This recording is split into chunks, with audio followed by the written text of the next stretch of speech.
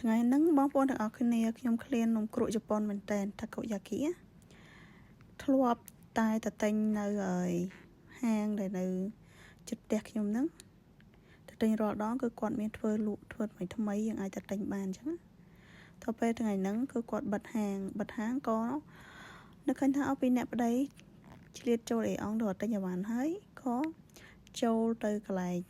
អ្នកកូនហាងតូចមួយតាកូយ៉ាគីដែលហាងហ្នឹងក៏ឆ្ងាញ់ដែរមានប្រភេទតាកូយ៉ាគីច្រើនប្រភេទអញ្ចឹងណាមាន